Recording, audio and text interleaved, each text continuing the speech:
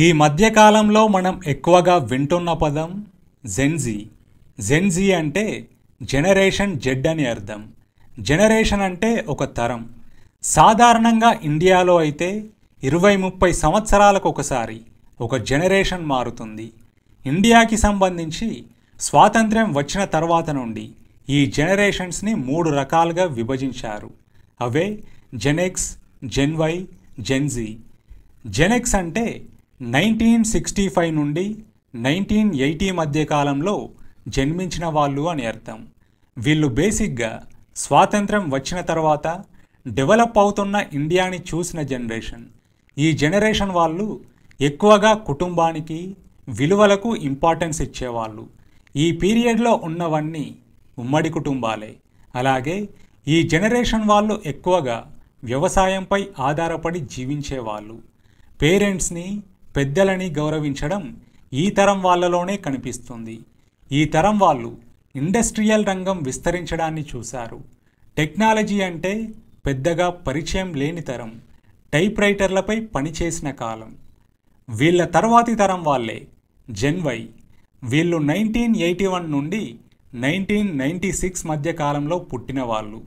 ఈ కాలంలోనే ఇండియా ఆర్థిక వ్యవస్థలో ప్రధానమైన మార్పులను చూసింది.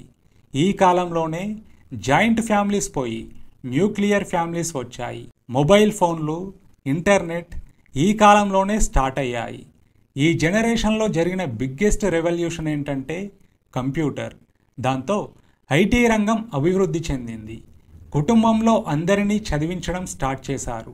వ్యవసాయం నుంచి ఉద్యోగాలు చేసే దిశగా మార్పు చెందిన కాలం ఇది. దీని తర్వాత పుట్టిన తరమే జెన్జీ. అంటే 1997 నుండి 2012 మధ్య కాలంలో జన్మించిన వాళ్ళు. నా దృష్టిలో ఇది మోస్ట్ వరెస్ట్ జనరేషన్. టెక్నాలజీ పరంగా చూసుకుంటే ఆకాశాన్ని తాకింది. కానీ ఈ కాలంలో పుట్టిన వాళ్ళలో చాలామంది ఎందుకు పనికిమాలిన వాళ్ళు ఉన్నారు. ఎందుకంటే వీళ్ళు పెరిగి పెద్దయ్యేసరికి స్మార్ట్ ఫోన్లు, సోషల్ మీడియాలు ఊపందుకున్నాయి. ఈ జనరేషన్నే డిజిటల్ జనరేషన్ అంటారు. మార్కెట్లో ఏ కొత్త ప్రోడక్ట్ బయటకు వచ్చినా వాటి ప్రైమరీ టార్గెట్ జెన్జీనే. వీళ్ళు బయట తక్కువగా, ఆన్లైన్లో ఎక్కువగా ఉంటారు. పెద్దలని బేఖాతరు చేస్తున్న జనరేషన్ కూడా ఇదే. వయసులో పెద్దోడైనంత మాత్రాన అవతలోడిని గౌరవించాలా అనేది వీళ్ళ ఆర్గ్యుమెంట్. ఒక రకంగా అది కూడా కరెక్టే. అయితే ఎందుకు వరెస్ట్ జనరేషన్ అన్నానంటే అద్భుతమైన టెక్నాలజీ చేతిలో ఉండి కూడా దాన్ని చెత్త పనులకు వాడుతున్నారు కాబట్టి. యూట్యూబ్లో నెగిటివ్ కామెంట్ పెట్టు, సోషల్ మీడియాలో నెగిటివ్ ట్రెండ్ చేయి. ఇదే పొద్దున లేస్తే వీళ్ళ పని. టెక్నాలజీని యూజ్ చేసే విషయాన్ని పక్కన పెడితే ఈ జనరేషన్ థాట్స్ చాలా అప్గ్రేడెడ్గా ఉంటాయి.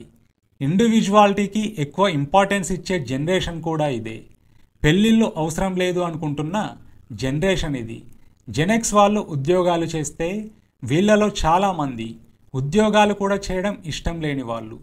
Freelancing, business, social media influencers అందరూ కూడా ఈ జనరేషన్కి చెందిన వాళ్ళే. బాగా చదువుకొని రోడ్డు పక్కన టిఫిన్ సెంటర్ పెట్టుకోవడానికి కూడా సంకోచించని జనరేషన్ ఇది. చాలా ప్రోగ్రెసివ్ థాట్స్ ఉన్న జనరేషన్. అయితే వాటిని పనికొచ్చే విషయాలపై పెడితే, దేశాన్ని పక్కన పెడితే ముందు మీరే బాగుపడతారు. మన ఛానల్ అనలిటిక్స్ ప్రకారం చూసుకున్నా కూడా జెన్జీ వాళ్ళే ఎక్కువ మంది ఉన్నారు. అయితే వింటున్న నీది ఏ జనరేషనో కామెంట్ చేయి.